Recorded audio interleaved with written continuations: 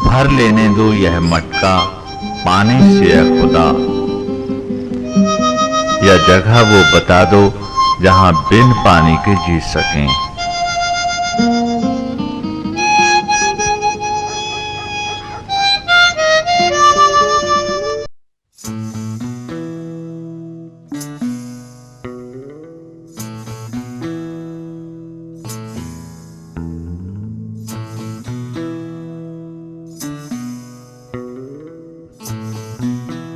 हिमाचल प्रदेश एक पहाड़ी राज्य है। यहाँ की प्राकृतिक सुंदरता यहाँ आने वाले हर किसी को अपनी ओर आकर्षित करती है। यद्यपि हिमाचल प्रदेश को भारतवर्ष के उन्नत व अग्रणी राज्यों में गिना जाता है, लेकिन राज्य के अधिकांश ग्रामीण क्षेत्र आज भी मूलभूत सुविधाएं जैसे पक्की सड़कों का होना, बेहतर स्वास्थ्य सेवाएं, साफ व सुरक्षित पेयजल का होना आदि से वंचित है।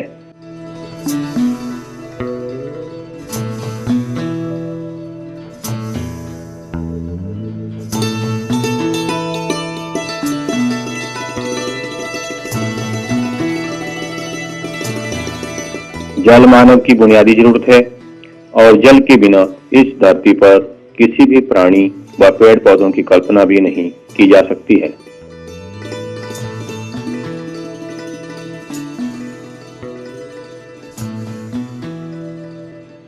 इसे विडंबना कहें या फिर कुछ और कि प्राकृतिक जल संसाधनों की अपार भरमार के बाद भी लोगों को साफ व सुरक्षित पेयजल की उपलब्धता पहाड़ी राज्यों में आज भी एक बड़ी चुनौती बनी हुई है।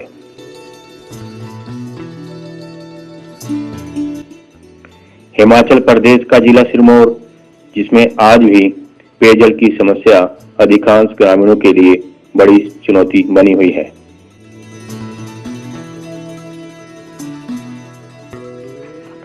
ऐसा नहीं कि राज्य सरकार व विभाग द्वारा पेयजल आपूर्ति के लिए नई योजनाओं के साथ साथ रखरखाव के लिए भी योजनाएं चलाई गई हैं, बावजूद इसके ग्रामीण लोगों को सुरक्षित पेयजल उपलब्ध नहीं हो पा रहा है। सबसे विकट समस्या गर्मी में आती है, जब अधिकतर पेयजल योजनाएं या तो सूख जाती हैं या ठप हो जाती हैं और ऐसे में ग्रामीणों को पानी के लिए दूर दूर जाकर खुले प्राकृतिक स्रोतों जैसे नदी, नालों, बावड़ी या फिर चश्मों से पानी लाना होता है और यह पानी खुला और गंदा होने के कारण लोगों के स्वास्थ्य पर भी बुरा असर डाल रहा है।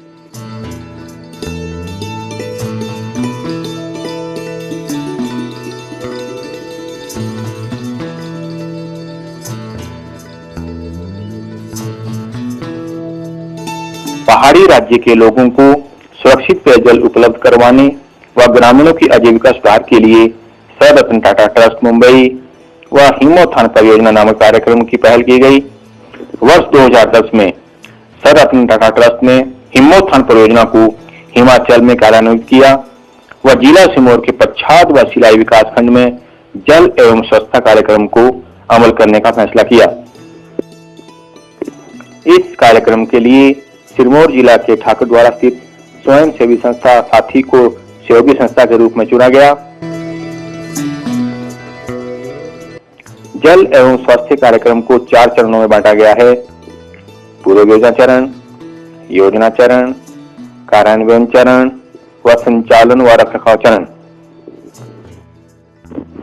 सर्वप्रथम पूर्व योजना चरण के दौरान साथी संस्था ने सिरमौर जिला के पच्छाद व सिलाई विकास खंड के लगभग 20 गांवों का सर्वेक्षण किया, जो कि पेयजल की कमी से अत्यधिक प्रभावित थे। सर्वेक्षण के दौरान संभावित जल स्रोतों की पहचान, जल स्रोत मापन व ग्रामीणों को परियोजना की जानकारी देना आदि कार्यों को पूरा किया गया। परियोजना मानकों के आधार पर साथी व तकनीकी संस्था दास इंडिया द्वारा परियोजना कार्यान्वयन के लिए 10 गांवों का चयन किया गया।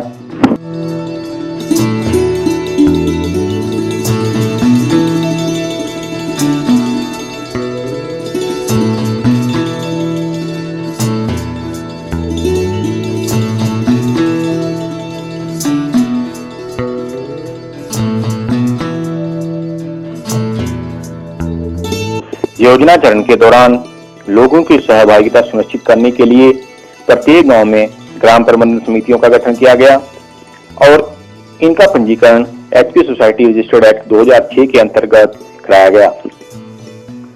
ग्रामीण महिलाओं की सहभागिता व उत्थान के लिए महिला स्वयं सहायता समूहों को बनाया गया।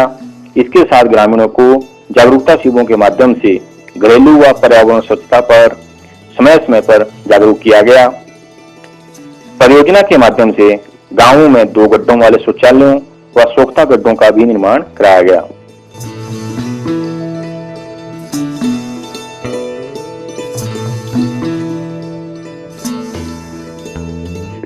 जल स्रोत के डिस्चार्ज बढ़ोतरी के लिए चोटी से लेकर घाटी तक पंडाल क्षेत्र उपचार किया गया, जिसमें पौधारोपण और चेक डैमों का निर्माण किया गया।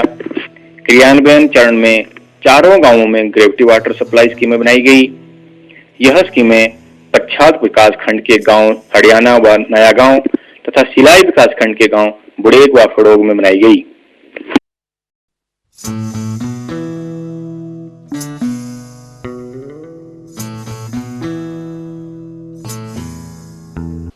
हिमोत्थान योजना के तहत नया गांव में जो स्रोत चयन किया गया, उस स्रोत के पंडाल क्षेत्र का भूगर्भ शास्त्री द्वारा अध्ययन कराया गया, जहां भूगर्भ शास्त्री ने बताया गया कि इसका जलागम क्षेत्र यह है, तो उसमें वृक्षारोपण किया गया। वृक्षारोपण में हम मुख्यतः चौड़े पत्ते वाले और कचनार के पौधों का रोपण किया गया। इस क्षेत्र में 300 पौधे रोपण किए गए और 300 मीटर में जो है बारबेड वायर फेंसिंग की गई।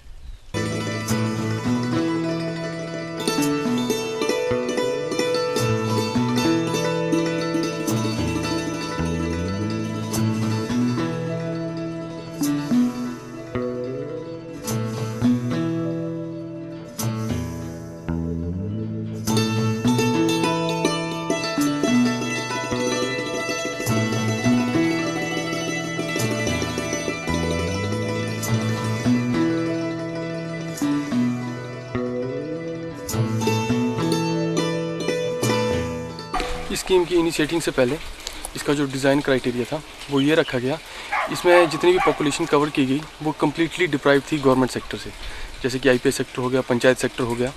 और उसके बाद जो हमने डिज़ाइन की वो पॉपुलेशन इस स्कीम में रखी गई। और इस स्कीम को बनाने से पहले हमने हाइड्रोलॉजिस्ट से गाइड मैप लिया, जिससे कि कैचमेंट एरिया का आपने काम देखा होगा, जिससे कि वाटर लेवल राइज़ करा।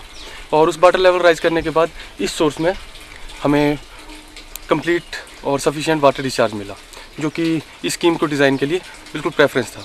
और उसके बाद हमने एसएससी की कंस्ट्रक्शन की, बट हर एक कंस्ट्रक्शन से पहले इस स्कीम का स्पेशलिटी ये थी कि हर एक मटेरियल की टेस्टिंग की गई, like pipe testing, cement testing, sand testing, और वो गवर्नमेंट रिप्यूटेड इंस्टीट्यूट से करवाई गई, like government polytechnic Hamirpur, NIT Hamirpur.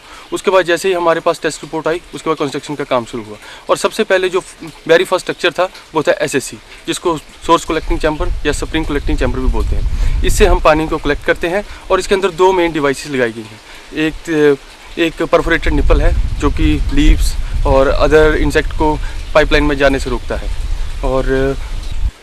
और दूसरी डिवाइस हमने ड्रेन के इनलेट पे एमएस ग्रेटिंग लगाई गई, जो कि जैसे हमारे इंसेक्ट्स होते हैं, जो कि लीव्स होते हैं, जो कि सोर्स से आ रहे हैं, तो उनको रोकती है। और उसके बाद हमें परफोरेटेड निपल से डायरेक्ट वाटर की सप्लाई मिलती है। और उसके बाद ये gate valve chamber outlet gate valve chamber है, जिसमें हमने एक गेट वॉल इंस्टॉल कर रखा है, जो कि पानी की रेगुलेशन में हमारी मदद करता है।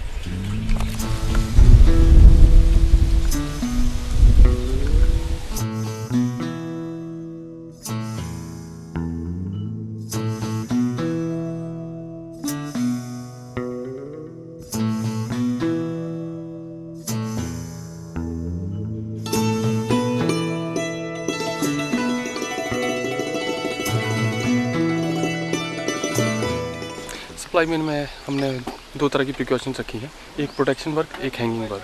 प्रोटेक्शन वर्क में हमने हर जगह पिलर्स दिए हैं जहाँ पे हमने ट्रेंच की डिगिंग ना कर पाए हों या हार्ड पोर्शन हो। और ये जो हमारा हैंगिंग का था, उसमें हमने स्पेशली क्लैंप्स लगाए हैं, जो भी कलवर्ट हमने पास की, जो भी हमने ऐसे एरियाज़ पास किए जहाँ से हम पाइप को लेके नहीं जा सकते थे ईजिली। और सबसे मेन बात आपने देखी होगी सप्लाई मेन में कि हमने कहीं भी उस पाइप को बेंड नहीं किया है। उस पाइप को बेंड करके एक तो 2 तरह की डीमेरिट्स आ जाती है। एक तो उसका जिंक उतर जाता है और दूसरा जो वाटर का जो प्रेशर है वो रजिस्ट होता है। और इसमें हमने तरह तरह के वेंट हर डिग्री के यूज़ किए गए हैं, जिससे कि हमारा पाइप में वाटर का फ्लो भी अच्छा रहा और हमारा जिंक भी प्रॉपर रहा। और यही हमारे सप्लाई मेन की सबसे अच्छी मेरिट्स थी।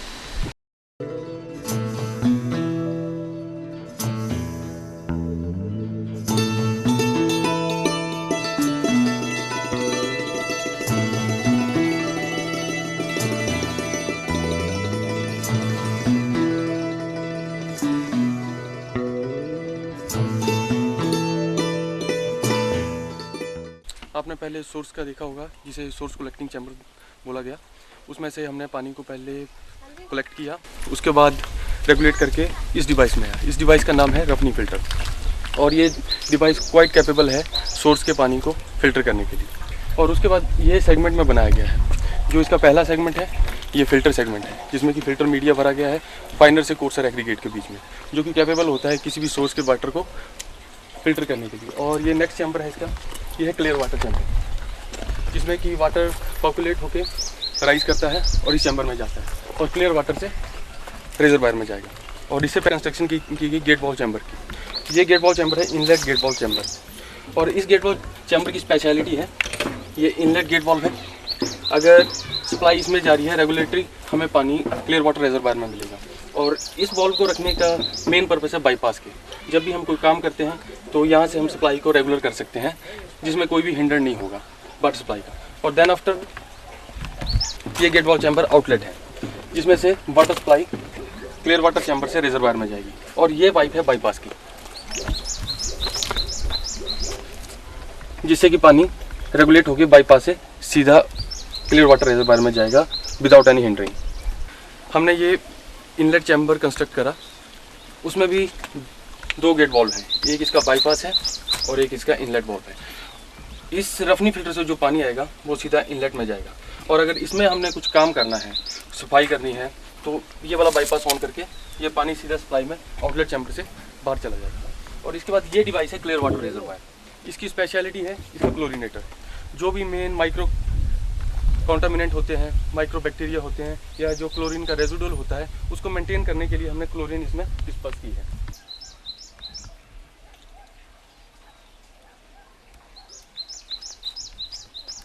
इस डिवाइस का नाम है क्लोरीनेटर, जो कि कैपेसिटी रखता है 25 लीटर की।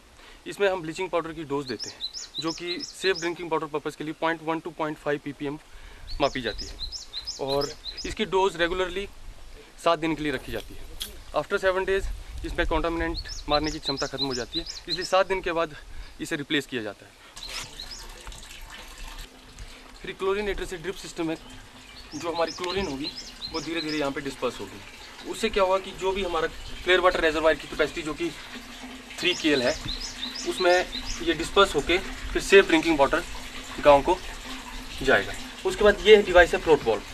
ये एक्चुअल में आमतौर पर वाटर को कंट्रोल करने के लिए होता है कि एक्स्ट्रा पानी इसमें ना जाए। और जैसे ही ये फ्लोट वाल्व टैंक भरने के बाद बंद होगा तो हमारा ओवरफ्लो ये जो पाइप है ये वाला चालू हो जाएगा। तो इस वाटर का यूज़ किया गया है गांव में इरिगेशन पर्पज़ के और एक्स्ट्रा अनदर इनकी एक्टिविटी के लिए। यानी जो पानी सेफ ड्रिंकिंग ये ले रहे हैं उसके बावजूद भी इनको इससे फ़ायदा पहुंचा है। वेंटिलेशन कॉल ये रखी जाती है, जो कि क्लोरीन इसमें डिस्पर्स हो रही है, उससे फॉल गैसेस बनती हैं। और फॉल गैसेस को एग्जॉस्ट करने के लिए ये वेंटिलेशन कॉल प्रोवाइड की जाती है। इसका मेन पर्पज़ है कि जब भी अगर हमारी फॉल गैसेस कॉन्टामिनेंट होती हैं वो सब कुछ रुक जाता है। क्लोराइड पानी आया यहाँ पे, जिसकी सप्लाई गांव में चली और उससे फीड हुए 6 टैंक पोस्ट आउटलेट में। और इससे जो बाईपास भी कनेक्ट हुआ, इसके बाद जो क्लोरीन युक्त पानी मिला वो गांव में सप्लाई की, जिससे कि स्टैंड पोस्ट जो कि 6 नंबर है वो फीड होते हैं। ये कंस्ट्रक्शन वर्क का नाम है एप्रन, जो कि रखा जाता है, जो कि वाटर से सॉइल इरोजन होता है। ये जो ओवरफ्लो पाइप कभी भी अगर आपकी पानी निकालती है तो ये डायरेक्ट एप्रन के ऊपर पड़ेगा और जो कि ड्रेन आउट हो जाएगा इजीली, जिससे कि हमारे स्ट्रक्चर को कोई भी हार्म ना होगा, ना ही सॉइल इरोजन होगा, ना इसकी फाउंडेशन पे कोई फर्क पड़ेगा। Thank you. क्लोराइड पानी आया यहाँ पे, जिसकी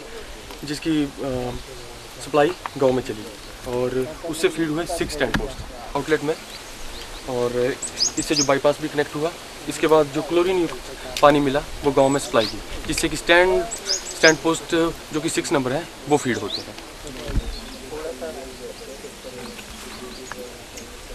ये कंस्ट्रक्शन वर्क का नाम है एप्रन, जो कि रखा जाता है, जो कि वाटर से सॉइल इरोजन होता है। ये जो ओवरफ्लो पाइप कभी भी अगर आपकी पानी निकालती है तो ये डायरेक्ट एप्रन के ऊपर पड़ेगा और जो कि ड्रेन आउट हो जाएगा इजीली, जिससे कि हमारे स्ट्रक्चर को कोई भी हार्म ना होगा, ना ही सॉइल इरोजन होगा, ना इसकी फाउंडेशन को कोई फर्क पड़ेगा।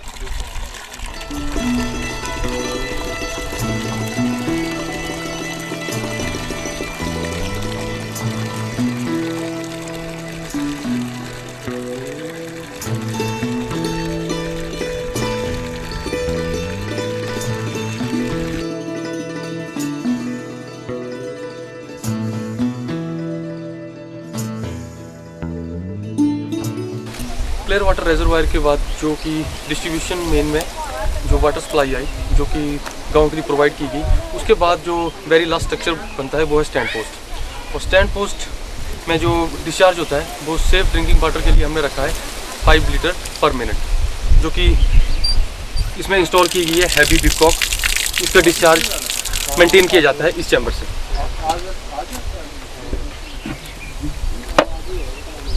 यह है व्हील वाल्व चैम्बर, इसमें कि एक गेट वाल्व लगा है हैवी ड्यूटी का, एक ब्रास फेरूल लगा है। ब्रास फेरूल की स्पेसिफिकेशन होती है 1 to 5 सेंटीमीटर, हम इसको वाटर डिमांड के हिसाब से एडजस्ट करते हैं। इसको किया है हमने 5 सेंटीमीटर से, जिसकी हमें वाटर डिमांड मिल रही है 5 लीटर पर मिनट। इसको कहते हैं, इस डिवाइस का नाम है क्लोरोस्कोप, और इस सोल्यूशन का नाम है ऑर्थोटोलोडिन सोल्यूशन, वो जो कि हमें बताता है कि वाटर में कितनी ppm वैल्यू है।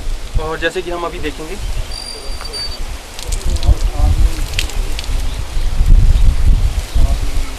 हमने टेस्ट ट्यूब में वाटर डाला और ऑर्थोटोलोडिन की 2 से 3 ड्रॉप इंसर्ट किया, और इससे हमें इस टेस्ट से हमें ये पता चला कि इसकी वैल्यू 0.2 ppm है, जो कि सेफ ड्रिंकिंग पर्पज़ के लिए बिल्कुल सही बैठती है। जो कि सोर्स से हम वाटर कलेक्ट करते हैं उसके लिए 0.2 सेफ है। ये हमने यहाँ पे शुरू में ग्रामीण एक समिति बनाई हमने यहाँ पे, और फिर उसमें जो है उसकी रजिस्ट्रेशन करवाई राजगढ़ SDM से, और SDM उसके बाद हमने जो है 10% कंट्रीब्यूशन किया, और 90% जो हमारे को टाटा ट्रस्ट की तरफ से मिला, और साथी संस्था के द्वारा वो हमारे को इसमें जो है हमारी मदद की गई, और इन्होंने भी हमारे स्कीम में काफ़ी हेल्प की हमारी। और उसके बाद हमने जो है 10% के बाद हमारे जो है टाटा ट्रस्ट की 90% जो आई हमारी राशि थी हमारे बैंक अकाउंट में आई, और फिर हमारा वहाँ से उसके बाद फिर पैसा आने के बाद हमने फिर काम शुरू किया। फिर सोर्स के पास किया, पहले सोर्स पे बनवाया, और फिर उसके बाद ट्रेंच इसकी जो पाइपलाइन की खुदवाई की, और उसके बाद पाइपलाइन ये पाइप बिछाई और फिर यहाँ तक लाए। यहाँ के हमने जो ये रफनिंग फिल्टर थे, जो इनके इंजीनियर थे, इन्होंने जैसा जैसा बताया, हमने साथी संस्था वालों के इंजीनियरों ने जैसा जैसा बताया हमने ये कार्य किया। और उसके बाद जो है बनाया, उसके बाद स्टोर टैंक बनाया, और फिर उसके बाद हमने जो है डिस्ट्रीब्यूट यहाँ से पानी घर घर किया। 6 स्टैंड पोस्टें लगी, और उसके बाद अब हमारे को अच्छा पानी, शुद्ध पानी मिल रहा है। इसमें रफनिंग, इसमें जो है फिल्टरिंग किया हुआ पानी मिल रहा, और एक जो अच्छा पानी मिल रहा हमारे को, शुद्ध जल। और हमारे गांव में जो पहले बीमारियों का ये था वो भी अब बहुत कम हो रहा है। पानी पहले गंदा था, पाइपलाइन हमारी टूटी हुई थी काफ़ी वर्षों से, कोई 40-45 साल पुरानी स्कीम थी हमारी बनी हुई, उसको जो दोबारा बनाया गया, और अब हमारे को बहुत अच्छी सुविधा है। हमारे को खेतों में सिंचाई के लिए भी पानी मिल रहा है, और पीने के लिए भी अच्छा पानी मिल रहा है।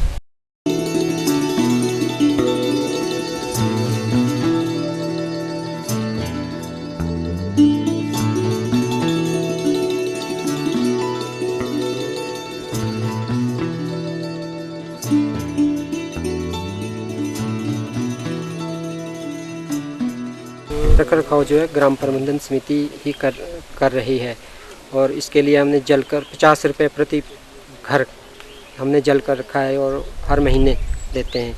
और इसके जो है टूट फूट का कार्य जो होगा वो ग्राम प्रबंधन समिति ही करेगी, और इसके लिए हमने जो है इसके लिए पैसा भी इकट्ठा करना शुरू कर दिया है। और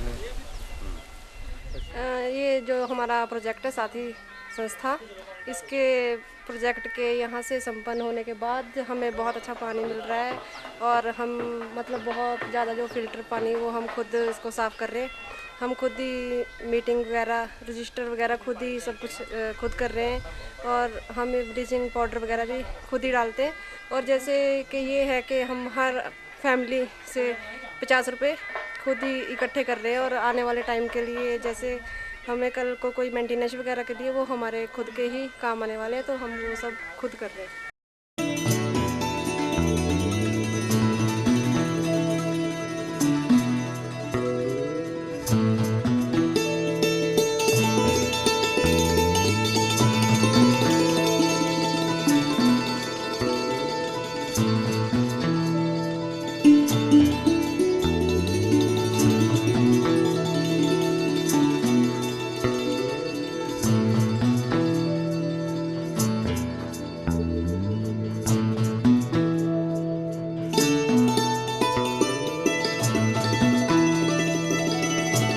इसके अलावा संस्था द्वारा पच्छाद के गांव ढंगियार व मलाना में प्रत्येक घर के लिए 7000 लीटर के वर्षा जल भंडारण टैंकों का निर्माण किया गया।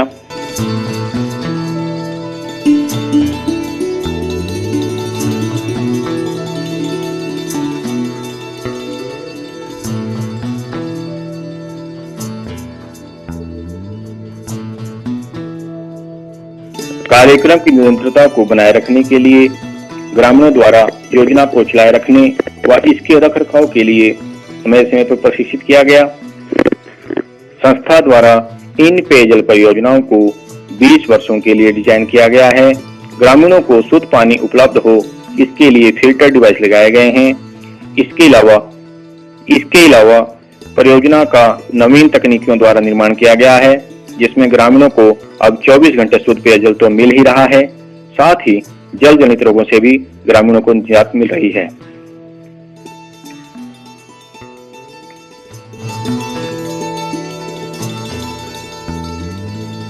हमारे गांव ग्राम ढंगियार में बहुत समय से पानी की समस्या थी और इस पानी की समस्या से हम बहुत परेशान थे सभी ग्रामवासी।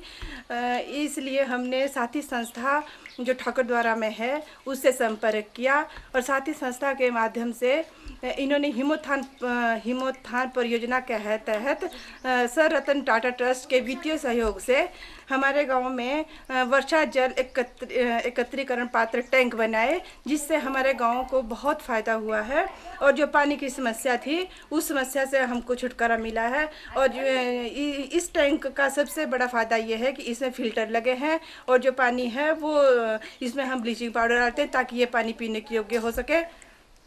और दूसरी बात कि जो हम पानी 1 किलोमीटर दूर से लाते थे वो हमारे समय की बचत हुई है और ये जो समय की बचत हुई है इससे हम अपने सिलाई बुनाई कढ़ाई पशु वगैरह के कामों के लिए करते हैं, इसका सदुपयोग करते हैं मतलब। और इसके पश्चात ये जो पानी है ये पीने के लिए भी हम इसका प्रयोग कर रहे हैं।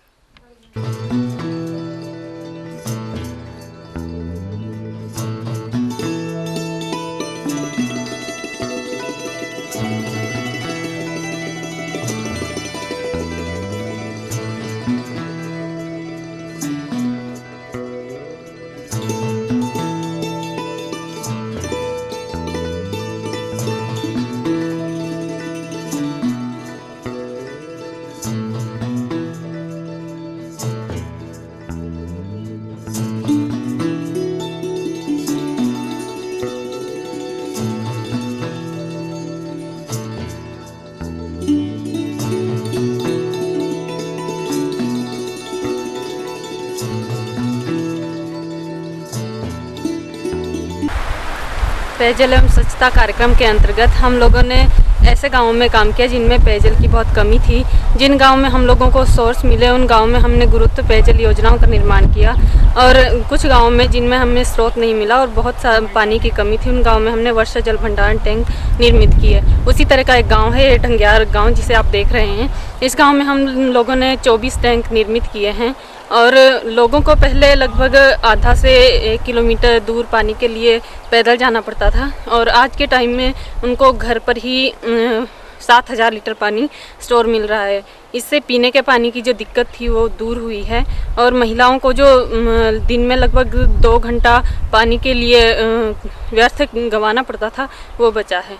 और जो महिलाएं हैं आज के टाइम में उस बचे हुए समय को अपनी आजीविका को सुधार करने में लगा रही है, क्योंकि गांव में पानी टैंकों को पानी से भरने के लिए कोई स्रोत नहीं है, इसलिए टैंकों को भरने के लिए छत से पाइप द्वारा जोड़ा गया है और इसमें एक फिल्टर मीडिया डाला गया है जिसमें से छनकर पानी टैंक में स्टोर होता है और लगातार ब्लीचिंग पाउडर टैंक में डाला जाता है।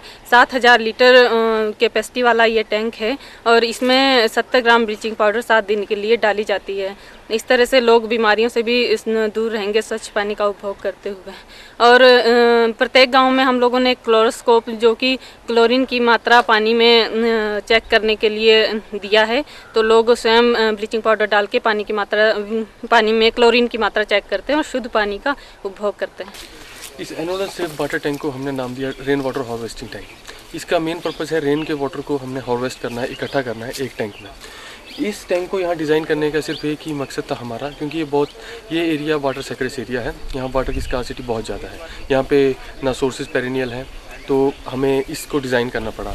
ये 7,000 कैपेसिटी का टैंक है और इसके जो मेन इंग्रेडिएंट है वो एफसी मटेरियल है। एफसी मटेरियल एक लेटेस्ट टेक्निक है जिसके 5 इंग्रेडिएंट हैं: सीमेंट, सैंड, WPC, प्लास्टिसाइज़र और क्रोमियम ट्राइऑक्साइड। WPC हमें पानी को रोकता है अंदर, प्लास्टिसाइज़र एक ऐसी चीज़ है जो कि वाटर सीमेंट रेशियो को मेंटेन रखती है, और उसके बीच में जो क्रोमियम ट्राइऑक्साइड है वो जो हमने यहाँ पे TM की वार यूज़ की हैं 6 mm और 8 mm डाया की, वो उनमें इंटरलॉकिंग करती है। और इस टैंक का मेन और एक अच्छा है एडवांटेज है कि इसमें एल्युमिनियम बकेट जो कि रस्ट फ्री होती है उसको रखा गया, और उसमें हमने फिल्टर मीडिया ईजाद किया जिसमें फाइनर से कोर्सर एग्रीगेट डाले गए और उसके ऊपर हमने कोकोनट फाइबर डाले जिससे कि बाहर की कॉन्टामिनेट ना आए।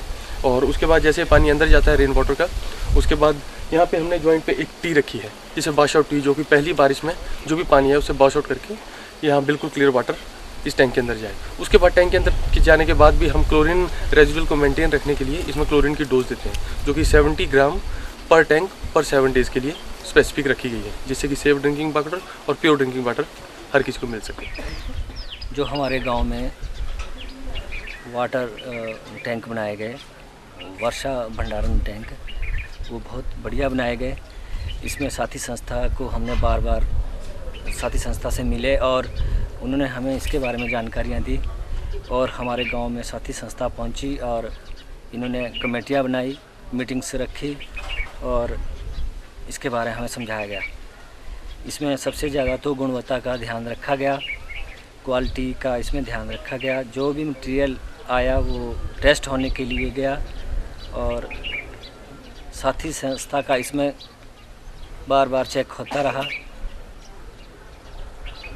इसमें जो वित्तीय फाइनेंशियल जो वो सर रतन टाटा ट्रस्ट की तरफ से हमें पैसा दिया गया, माध्यम इसमें साथी संस्था रही।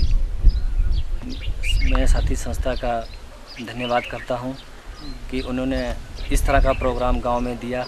पहले पानी के लिए दूर जाना पड़ता था, अब घर द्वार पर ही पानी मिल जाता है, तो मैं साथी संस्था का धन्यवाद करता हूं।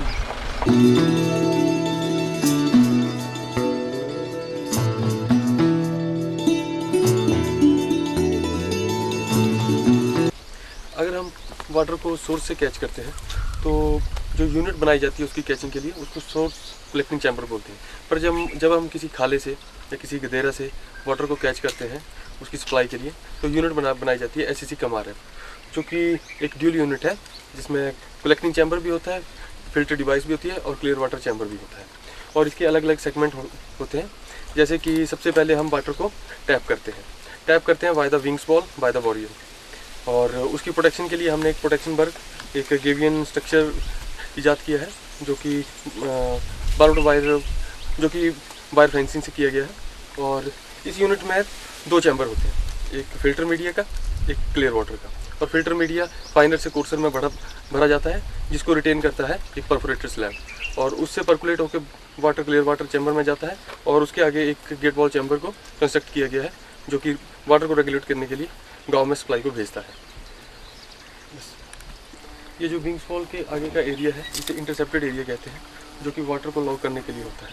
और इसमें जो स्टिल वाटर होता है उसकी डिस्टर्बेंस ना हो, इसके लिए हमने बोल्डर फिलिंग की है। बोल्डर फिलिंग के नीचे एक पीसीसी कंक्रीट है जिससे वाटर की क्रीप होकर ईजिली वहाँ तक जाता है विदाउट एनी फ्रिक्शन।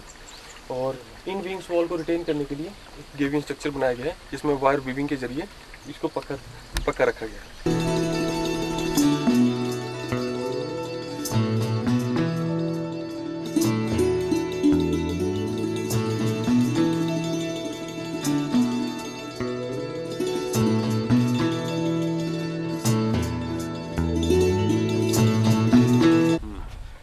ये जो यूनिट है इसका नाम है CWR क्लियर वाटर रेजर्वायर। इसमें पानी जो है वो रफनिंग फिल्टर से छन्ने के बाद पूरी तरह से छन्ने के बाद, जिसमें कि कोई फ्लोटिंग मटेरियल मौजूद नहीं होता, वो पानी इसमें एंटर करता है थ्रू ये गेट वॉल चैम्बर है इस कोने पे, इनलेट गेट वॉल चैम्बर, उससे इसमें पानी एंटर करता है। और इस क्लियर वाटर रेजर्वायर की कैपेसिटी जो है वो गांव की पर डे खपत के हिसाब से डिज़ाइन किया जाता है इसका अंदर का वॉल्यूम। और इसके ऊपर एक क्लोरीनेटर डिवाइस इंस्टॉल किया हुआ है, जिसमें कि पर डे 1 वीक के लिए क्लोरीन जो है मिक्स करके डाला जाता है, ताकि पानी में जो है कंटेमिनेंट्स मौजूद होते हैं और माइक्रो ऑर्गेनिज़म्स जो भी होंगे उनको मारने के लिए, जिससे कि एक स्वच्छ और पीने योग्य पानी यहाँ से लोगों को मुहैया करवाया जाए। आउटलेट गेट वॉल चैम्बर है। आउटलेट गेट वॉल चैम्बर से जो है पानी डिस्ट्रीब्यूशन सिस्टम में जाकर पूरे गांव में डिस्ट्रीब्यूट कर 6 LPM पर स्टैंड पोस्ट पे डिस्ट्रीब्यूट किया जाता है।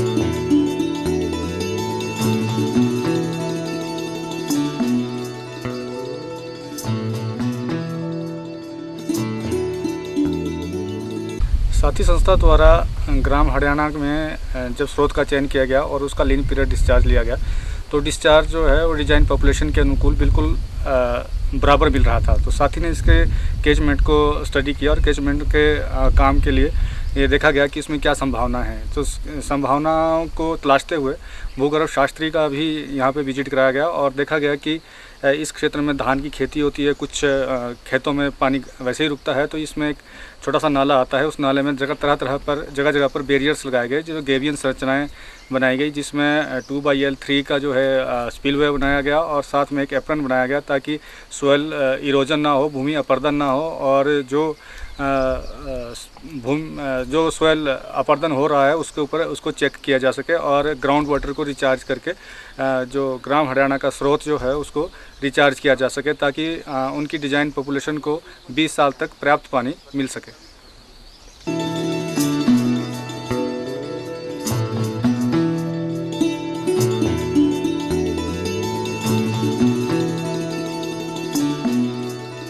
वाटसन प्रोजेक्ट के अंतर्गत हमने 2 क्लस्टर में काम किया, एक पच्छाद और एक शिलाई। इनमें से पच्छाद क्लस्टर की मैं CDS पद पर कार्यरत रही। और जैसा कि वाटसन प्रोजेक्ट के नाम से ही विदित होता है कि वाटर एंड सैनिटेशन, इसमें हमने 2 पहलुओं को लेकर काम किया। सबसे पहले हमने गांव की स्वच्छता पर काम किया। गांव को स्वच्छ बनाने और खुला शौच मुक्त बनाने के लिए हम लोगों ने गाँव में शौचालय, 2 गड्ढे वाले शौचालय और सॉक पिट और कूड़ादान बनाए।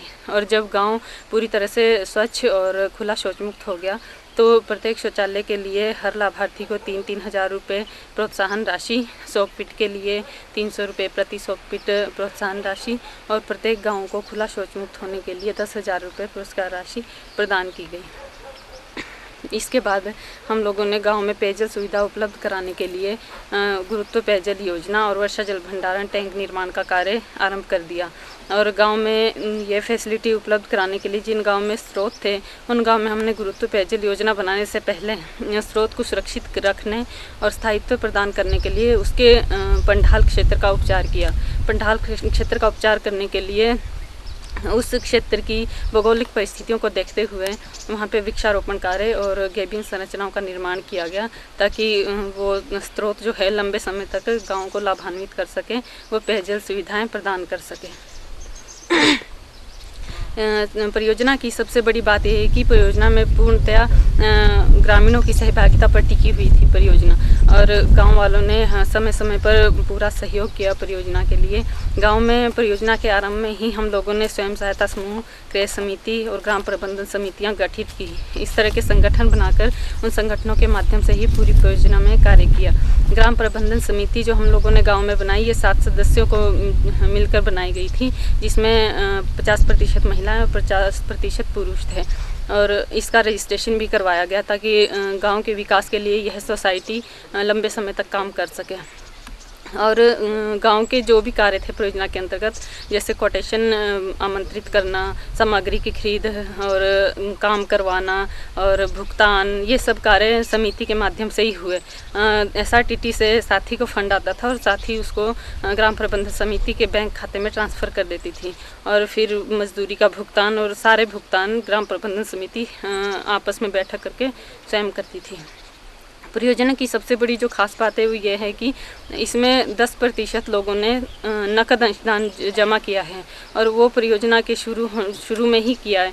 और 10% जब नकद अंशदान लोगों ने अपने बैंक खाते में जमा कर दिया, उसके बाद 90% सर रतन टाटा ट्रस्ट से गाँव वालों को प्राप्त हुआ है। गाँव में लोग प्रत्येक मास SHG की बैठक, ग्राम प्रबंधन समिति की बैठक, एक आम सभा और एक हिजा जागरूकता कार्यक्रम और सफाई अभियान, ये सारी चीज़ें हर महीने आयोजित करते थे, जिसमें बढ़ चढ़ कर लोग हिस्सा लेते थे और गांव को स्वच्छ बनाने और लोगों में जागरूकता लाने की कोशिश किया करते थे। और जो परियोजना को स्थायित्व प्रदान करने के लिए हम लोगों ने कुछ इस तरह के स्टेप उठाए हैं कि गांव वालों को ब्लीचिंग पाउडर डालने, उसकी सही मात्रा डालने, ब्लीचिंग पाउडर क्लोरीन की मात्रा चेक करने और उचित समय आदि का पूरी तरह से प्रशिक्षण लोगों को हमने दिया है। और प्रत्येक जो वाटर सप्लाई का गांव है, उन गांव में लोगों ने अपनी क्षमता के आधार पर 50 या 100 रुपये पर मंथ प्रति लाभार्थी के हिसाब से अपने बैंक खाते में जमा करने शुरू कर दिए हैं, ताकि भविष्य में संभावित खर्चे जैसे ब्लीचिंग पाउडर खरीदना और मुरम्मत करना, इस तरह के जो खर्चे होंगे उनको लोग बाद में वेयर कर सकें, किसी से उनको मांगने की ज़रूरत ना पड़े। और ये सभी जो धनराशि इसको कलेक्ट करने के लिए लोगों ने एक व्यक्ति को नियुक्त किया है, और वो लोग स्वयं उसको बैंक खाते में अपने जमा करते हैं। और समिति की बैठक में जो निर्णय लिए जाते हैं उनको आम सभा में प्रस्तुत करके सभी निर्णयों को फॉलो किया जाता है। वर्ष 2010 से साथी संस्था ने सर रतन टाटा ट्रस्ट के वित्तीय सहयोग से संचालित इस परियोजना पर कार्य आरंभ किया। तो परियोजना के अंतर्गत लोगों में ओनरशिप स्थापित करने के लिए जो बेनिफिशियरी कम्युनिटी है उनका 10% जो है कैश कंट्रीब्यूशन वो बहुत ज़रूरी है, और बाकी जो रेस्ट जो 90% कॉस्ट है वो सर रतन टाटा ट्रस्ट के द्वारा फंडेड है। तो हिमथान परियोजना के अंतर्गत जल स्वच्छता कार्यक्रम, इस प्रोजेक्ट को 4 फेजेज में बांटा गया है। इसके मुख्य फेजेज हैं पूर्व नियोजन चरण, क्रियान्वयन चरण, संचालन एवं रखरखाव चरण। तो जनवरी 2010 से साथी संस्था ने हिमाचल प्रदेश के सिरमौर जिला के पछाद एवं शिलाई ब्लॉक के तकरीबन 20 गाँव में से जो है पूर्व नियोजन चरण का कार्य आरंभ किया था। पूर्व नियोजन चरण की मुख्य गतिविधियों में स्रोतों का चयन, लोगों के साथ बातचीत करना, स्रोतों का मापन इत्यादि कार्य किए गए। और परियोजना मानकों के अनुसार साथी संस्था ने दास इंडिया लिमिटेड जो एक तकनीकी संस्था है, इन के सहयोग से जो है परियोजना क्रियान्वयन के लिए अंत में 10 गाँव का चयन किया गया। परियोजना में लोगों की सहभागिता को सुनिश्चित करने के लिए साथी संस्था ने ग्राम स्तर पर बहुत से संगठनों का निर्माण किया, जैसे ग्राम प्रबंधन समितियाँ, women self help group, purchase committees. ग्राम प्रबंधन समितियां जो है इनका फॉर्मेशन के बाद registration HP society registration act 2006 के तहत किया गया, और प्रत्येक परियोजना गांव में BMS के जो जॉइंट अकाउंट है, जो भी बैंक ब्रांच अवेलेबल थी उसमें उनके अकाउंट खुलवाए गए। इसी के साथ जो है वुमेन एम्पावरमेंट को सुनिश्चित करने के लिए प्रत्येक परियोजना गांव में वुमेन सेल्फ हेल्प ग्रुप का निर्माण किया गया। तो इस VMS के तरह ही जो वुमेन SHG है उनके जॉइंट बैंक अकाउंट भी नियरेस्ट अवेलेबल बैंक ब्रांचेज में खुलवाए गए। परियोजना के अंतर्गत लोगों को घरेलू एवं पर्यावरण स्वच्छता आदि के बारे में जागरूक करने के लिए साथी संस्था ने समय समय पर जागरूकता शिविर, training camp, health checkup camps आदि का आयोजन किया और लोगों को जो है 10% कैश कंट्रीब्यूशन के लिए मोटिवेट करने के लिए साथी संस्था ने समय समय पर जो है आम सभा बैठ के या VMS बैठ के इनके आयोजन के दौरान जो है उनको एनकरेज किया और समय से अपनी किस्तें देने के लिए मोटिवेट किया। घरेलू एवं पर्यावरण स्वच्छता को बनाने के लिए साथी संस्था ने जल एवं स्वच्छता कार्यक्रम के अंतर्गत ऐसे घर जिनमें जो है शौचालय नहीं थे उसमें 2 गड्ढों वाले शौचालय का निर्माण किया गया और इसके साथ साथ जो है किचन रसोई घर के गंदे पानी के निस्तारण के लिए जो है सोक पिट का निर्माण किया गया और समय समय पर साथी संस्था ने लोगों को जो है ट्विन पिट लैट्रिन और सोक पिट है इनके सुचारू उपयोग के लिए जागरूक किया। हिमाचल एक पहाड़ी राज्य है। यहाँ से इस पर्वतीय क्षेत्र से अधिकांश पानी जो है वर्षा के रूप में मिलता है और वही पानी जो है बहकर मैदानी क्षेत्र में चला जाता है और पीछे छोड़ जाता है यहाँ महिलाओं और बच्चों के लिए कार्यभोज। महिलाओं और बच्चों का अधिकांश समय जो है वो पानी की आपूर्ति में ही चला जाता है। इन्हीं समस्याओं को समाधान रखते हुए साथी संस्था ने सर रतन टाटा ट्रस्ट के साथ संवाद करके हिमोत्थान परियोजना में कार्य करने का निर्णय लिया और इस निर्णय के अनुसार हिमोत्थान परियोजना का आगाज साथी संस्था के माध्यम से पहली बार हिमाचल में किया गया। हिमाचल प्रदेश की इस प्रकार की भौगोलिक स्थिति को देखते हुए जहाँ पे कई क्षेत्रों में जल स्रोत हैं, कई गाँव में बिल्कुल सूखे हैं, उन गाँवों के लिए परिकल्पना की गई कि उन गाँव में किस तरह से ग्रामीणों को डोर स्टेप पर पानी उपलब्ध कराया जा सके। जैसे कि जिन गाँव में जल स्रोत है और जहाँ पर पर्याप्त डिस्चार्ज है पानी का, वहाँ हमने लोगों की जो पॉपुलेशन है 20 साल तक वो पानी उनको फीड कर सके, इस तरह से हमने कल्पना की और एक स्कीम को डिज़ाइन किया। परंतु जिन गांव में जल स्रोत ही नहीं है और पानी की एक विकराल समस्या वहां है, तो उन गांव के लिए हमने वर्षा जल भंडारण टैंक का बनाने का निर्णय लिया और ये टैंक जो है 5 लीटर पर डे पर पर्सन के ही हिसाब से डिज़ाइन किया गया और इससे 7000 लीटर की क्षमता का बनाकर 200 ड्राई डेज़ को लेकर के हमने इस काम को आगे बढ़ाया और हर घर पर एक 7000 टैंक जिसमें एक सिल्वर फिल्टर लगा है, जिसमें फ़िल्टर मीडिया डाला जाता है और छनकर पानी जो है पीने योग्य पानी जो है गाँव में मिलता है। इसी तरह से जो हमारी ग्राउटी वाटर सप्लाई स्कीम है, जिन जिन गांव में हमने जैसे पच्छाद के हमने 4 गांव में काम किया है, जिसमें 2 गांव रेन वाटर हार्वेस्टिंग और 2 गांव जो है रेन वाटर हार्वेस्टिंग और 2 गांव जो है वो ग्राउटी वाटर सप्लाई स्कीम से सम्मिलित किया गया है, जिसमें ग्राम नया गांव में ग्राउटी वाटर सप्लाई स्कीम, गांव हरियाणा में ग्राउटी वाटर सप्लाई स्कीम, गांव चुखा ढंगियार में रेन वाटर हार्वेस्टिंग टैंक और गांव मलाना में रेन वाटर हार्वेस्टिंग टैंक।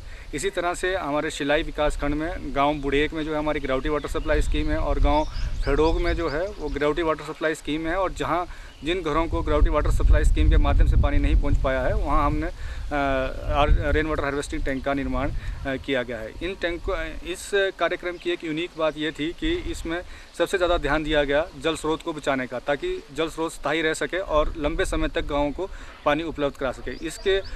इसलिए इन गांव के अधिकांश जो हमारे कैचमेंट एरिया थे उनका जियो हाइड्रोलॉजिस्ट सर्वे कराया गया और ये पाया गया कि इस स्रोत का जो है कैचमेंट एरिया कहाँ है और उसके अनुसार ही उस की स्थिति को भौगोलिक स्थिति को देखते हुए वहाँ पे वृक्षारोपण, barbed wire fencing, gabion structures, root border structures आदि का निर्माण किया गया। और जहाँ हमारे गदेरा थे, जैसे हरियाणा स्कीम में हमारा जो गांव वाले थे वो अधिकांश गंदा पानी पीते थे, ऊपर से सीधे से एक हौज टाइप की एक डब्बर टाइप से पाइप जो है लगाई गई थी और उस पाइप के माध्यम में वहाँ के लोकल पशु उसमें पानी पीते थे, गौत उसमें करते थे, मूत्र उसमें करते थे, वही पानी जो है गांव में सप्लाई होता था। अब उसमें एक ट्रीटेड हमने रफनिंग SEC कम RF बनाया है, रफनिंग फ़िल्टर बनाया है, जिसमें पीछे एक बॉर्डर फीडिंग की है, छन कर जो है पानी गाँव में आता है और गाँव में जो है उस स्कीम को भी हमने 20 साल के लिए डिजाइन किया है। इसी तरह से इस परिकल्पना को लेकर के एक संवाद स्थापित करने के लिए, गांव को एक सक्षम बनाने के लिए, एक गांव की सहभागिता से इस योजना को चलाने के लिए गांव में ग्राम स्तरीय समिति का गठन किया गया, ग्राम प्रबंधन समिति का गठन किया गया और उस समिति को जो है वो सोसाइटी रजिस्ट्रेशन एक्ट 2006 के अंतर्गत रजिस्टर्ड कराया गया ताकि उसको कानूनी अधिकार मिल सके। और इसके अलावा गांव में स्वयं सहायता समूह, क्रय समिति, सतर्कता समिति आदि का गठन किया गया ताकि किसी भी वजह से जो है स्कीम को बाधा ना पहुंच सके और सही ढंग से इसका पूर्व नियोजन, संचालन, कार्यान्वयन हो सके। गाड़ी निकलने दो। इस स्कीम को और स्थायी और ग्रामीणों में इस स्कीम के प्रति अपनत्व की भावना पैदा करने के लिए इसमें 10% नगद अंशदान का एक रखा गया। और यहाँ तक कि हम जो हमारे गांव हैं, छोटे छोटे गांव हैं और उन गांव ने एक परिवार ने 12 हज़ार रुपये जो है कैश कंट्रीब्यूशन किया और तब अपने गांव में इस योजना को लाया। और आज वो ग्रामीण जो है समय समय पर इस योजना के रख रखाव के लिए भी आगे आ रहे हैं, अपना कदम बढ़ा रहे हैं। अगर मैं एक पूरे इन दोनों क्लस्टर्स की बात करूं तो हम साथी संस्था के माध्यम से जो सप्लाई मैन का कार्य है, सप्लाई मैन का काम 6000 मीटर किया गया है और जो डिस्ट्रीब्यूशन का काम है वो 4000 मीटर किया गया है। इसमें हमारे जो हैं 45,000 लीटर के जो है वो क्लियर वाटर रिजर्वायर बनाए हैं और जो रेन वाटर हार्वेस्टिंग है उन रेन वाटर हार्वेस्टिंग में हम 2,94,000 लीटर जो पानी एक समय में इकट्ठा करने में कामयाब हुए हैं। जो पानी जो है वो बारिश के साथ और मिट्टी को अपने साथ लेकर के मैदानी क्षेत्रों में चला जाता था, उसको हमने साथी संस्था के माध्यम से यहाँ डॉक्टर अनिल शर्मा के नेतृत्व में इस काम को करने की एक मुहिम शुरू की है। और इसी तरह से हम इस काम को आगे निरंतर बढ़ाते रहे हैं। और जो गांव को जो एक जैसे कहा भी जाता है कि अगर गांव ग्रामीण को कोई पानी उपलब्ध करा सके तो उसका नाम जो है सब बड़े सम्मान से लिया जाता है। उसी मुहिम को लेकर के हम आगे बढ़ रहे हैं और साथी संस्था के माध्यम से इस काम को हम काम कर रहे हैं। इस स्कीम के जैसे कि हमारे 4 चरण होते हैं। 4 चरणों में हम जो मुख्य चरण, एक पूर्व नियोजन चरण, इम्प्लीमेंटेशन चरण और दूसरा हमारा O&M है, ऑपरेशन एंड मेंटेनेंस चरण। जो मुख्य चरण इस परियोजना का है वो ऑपरेशन एंड मेंटेनेंस चरण है, जिसमें लोगों को तरह तरह के प्रशिक्षण, जागरूकता शिविर, नुक्कड़ नाटकों, संप्रेक्षण संवाद स्थापित करके लोगों को ये समझाया जाता है कि आपकी स्कीम को आप लंबे समय तक कैसे चला सकते हैं और किस तरह से आप इसका मेंटेनेंस लंबे समय तक कर सकते हैं। इसलिए गांव में जो हमारी ग्राम स्तरीय समिति गठित की है, उन समितियों में से एक व्यक्ति को अधिकृत किया जाता है कि वो पूरे गाँव से एक टेरिफ इकट्ठा करे, जल कर इकट्ठा करे और उसके माध्यम से जो है वो पानी कर स्कीम का जो है रख रखाव कर सके ताकि वो लंबे समय तक वो स्कीम उनको पानी उपलब्ध करा सके। ये जो गुरुत्व पेयजल योजनाएं हैं, इनका जो हमारे इंजीनियर्स बंधु हैं इन्होंने ख़ास तौर पे डिज़ाइन किया गया है। इसमें जो है वो हर 10 पाइप के पीछे एक यूनियन लगाया गया है और एक ढलान में जो है इसमें एक स्क्रावर टी लगाई गई है, जिसके माध्यम से दोनों ढलानों का पानी जो है वो स्क्रावर टी को खोल करके पूरी पाइप को साफ़ किया जा सकता है। जहाँ पे मिट्टी वाली ज़मीन थी वहाँ पे पाइप को 3 फुट गहरा दबाया गया है और जहाँ पर जो है वो चट्टानी क्षेत्र थे वहाँ पिलरों के माध्यम से जो है पाइप को लाया गया है। ऐसे भी कुछ क्षेत्र हैं जिसे कई नालों को पार करके हमको जो है पाइप को गांव तक, सप्लाई मेन को गांव तक पहुंचाना पड़ा और उन सप्लाई मेन के माध्यम को हमने गदेरा क्रॉसिंग किया है। नाला क्रॉस जो है वो पुली और रस्सी, एक तार की एक रस्सी से तार बांधकर पार किया गया है, जो एक अपने आप में एक अद्वितीय उदाहरण है।